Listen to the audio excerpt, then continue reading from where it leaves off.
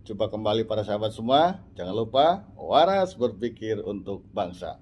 Selalu tetap beraktivitas. Para sahabat sekalian, ada hal yang menarik saya kira di kontestasi 2024 khususnya tentang pemilihan kepala daerah, yaitu bulan November. Apa yang menarik?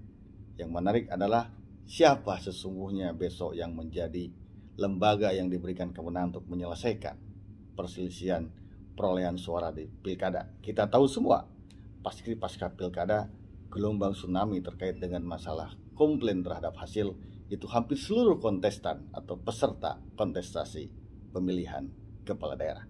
Nah, kalau kita melihat konstruksi berpikirnya konstitusi kita, bahwa sesungguhnya Mahkamah Konstitusi tidak punya kewenangan untuk melakukan penyelesaian sengketa pilkada. Meskipun saat ini Mahkamah Konstitusi diberikan kewenangan. Tapi ingat, para sahabat semua, betul nggak bahwa MK sebetulnya hanya sementara dalam rangka menyelesaikan sengketa pilkada? Karena kalau kita melihat konstitusi kita pasal 22E ayat 2 mengatakan bahwa yang disebut dengan pemilu itu adalah pemilihan DPR, pemilihan DPRD, pemilihan DPD, presiden dan wakil presiden. Tidak ada pemilihan kepala daerah. Sehingga pemilihan kepala daerah tidak masuk dalam rejim pemilu. Dia diatur dalam pasal 18 ayat 4 secara tersendiri gitu ya. Nah, maka dengan demikian bahwa pilkada tidak masuk ke dalam kewenangan MK sebagaimana dimaksud dalam pasal 24C ayat 1. Menyelesaikan sengketa pemilihan umum, karena pilkada bukan pemilihan umum pada sahabat sekalian.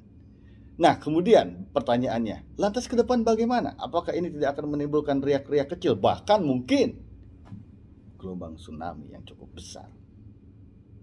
Kalau kita melihat konstruksi berpikirnya Undang-Undang Nomor 8 tahun 2015 tentang pilkada atau perubahan peraturan pemerintah pengganti undang-undang sesungguhnya, gitu ya, 1/2015, gitu ya. Nah, bahwa dalam pasal 157 dikatakan sesungguhnya perkara hasil pemilihan pilkada itu diadili secara khusus oleh badan peradilan yang bersifat khusus. Nah loh, badan peradilan yang bersifat khusus hingga kini nyaris tidak terdengar para sahabat. Kayaknya belum juga didiskusikan badan bersifat khusus itu seperti apa ya ke depan. Nah, kalau kita membaca pasal 157 ayat 2-nya dikatakan bahwa badan peradilan yang bersifat khusus itu harus dibentuk sebelum pemilihan serentak nasional. Ingat, pemilihan serentak nasional 2024 November loh untuk pilkada, sehingga sebelum itu harus dibentuk. Karena kalau tidak dibentuk maka akan blunder nanti siapa yang punya kewenangan untuk menyelesaikan sengketa pemilu kada. Meskipun tadi saya katakan Mahkamah Konstitusi diberikan kewenangan sementara menurut pasal 157 ayat 3. Jadi sementara sebelum ada badan peradilan bersifat khusus diserahkan oleh Mahkamah Konstitusi. Tapi ingat, sementara. Pasal 157 ayat 3 tentang kewenangan MK yang bersifat sementara tidak boleh dipisah membacanya dengan ayat 2-nya. Yang dikatakan sebelum pemilihan serentak secara nasional harus dibentuk badan peradilan bersifat khusus. Tentunya kalau kita bicara badan peradilan bersifat khusus, meskipun pasal 24A tidak mengatur, tetapi sesungguhnya itu menjadi kewenangannya Mahkamah Agung untuk membentuk badan peradilan bersifat khusus. Tapi sesungguhnya Mahkamah Agung pada saat menetapkan badan peradilan bersifat khusus dasarnya harus undang-undang. Sehingga segera mungkinlah didorong untuk dibentuk undang-undang tentang penyelesaian sengketa pemilihan kepala daerah dalam rangka pembentukan badan peradilan yang bersifat khusus. Nah, para sahabat sekalian, menurut saya karena badan peradilan bersifat khusus itu yang diadili adalah keputusan KPU tentang penetapan perolehan suara, sebaiknya skemanya masuk ke dalam pengadilan tata usaha negara. Nah, jadi badan peradilan bersifat khusus itu atau disebutnya nanti special chamber itu adanya di bawah peradilan tata usaha negara. Kenapa? Karena objek sengketanya adalah keputusan bestiking yang dikeluarkan oleh badan atau pejabat tata usaha negara, gitu ya, yang bersifat individual, final, konkret yang berakibat merugikan kepada pihak lain, maka sebaiknya dia diletakkan di bawah peradilan tata usaha negara, gitu ya. Sehingga para sahabat, kalau misalnya ini diletakkan di bawah Peradilan Tata Usaha Negara, sehingga akan berubah juga skema Undang-Undang Peradilan Tun, khususnya terkait dengan kompetensi absolutnya Pengadilan Tata Usaha Negara, khususnya yang diatur di dalam Undang-Undang Nomor 4 Tahun 2009 tentang perubahan pertama Undang-Undang Nomor 5 Tahun 86 tentang Peradilan Tun.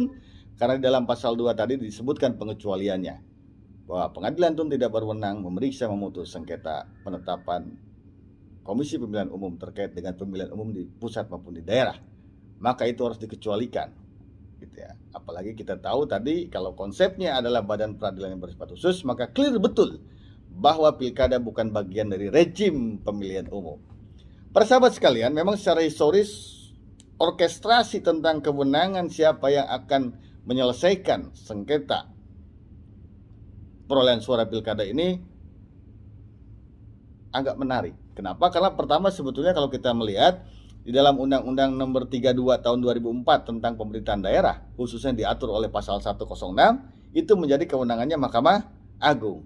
Tapi para sahabat, ternyata Mahkamah Konstitusi pada tahun 2004 melakukan pengujian terhadap undang-undang tersebut, yaitu putusannya nomor 72 tahun 2004 yang diputuskan oleh Mahkamah Konstitusi pada tanggal 22 Maret 2005, yang pada intinya adalah Mahkamah Konstitusi melakukan perluasan makna terhadap pemilihan kepala daerah menjadi pemilihan umum. Meskipun secara akademik ini kemudian menjadi diskursus perdebatan yang cukup panjang dan menarik serta strategis para sahabat semua.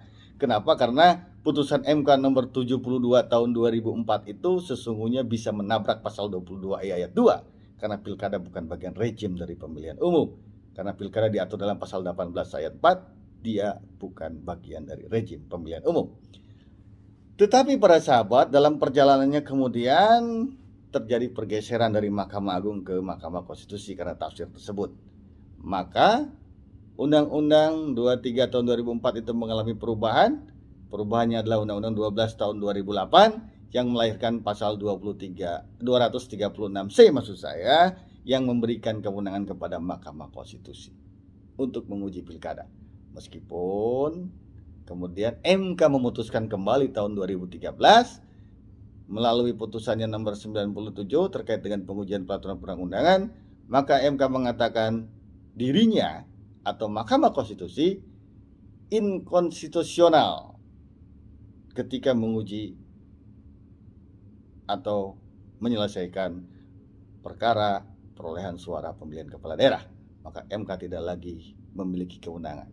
Para sahabat sekalian, dengan suasana begini saya khawatir besok 2024 akan terjadi gelombang yang cukup besar, menarik, dahsyat, karena undang-undang memberikan kewenangan kepada Republik ini. Sebelum pelaksanaan pemilihan nasional, itu harus dibentuk badan peradilan bersifat khusus dalam rangka menyelesaikan pemilihan kepala daerah atau sengketa perolehan suara kepala daerah. Jumpa kembali, semoga kita selalu sehat dan tetap semangat beraktivitas.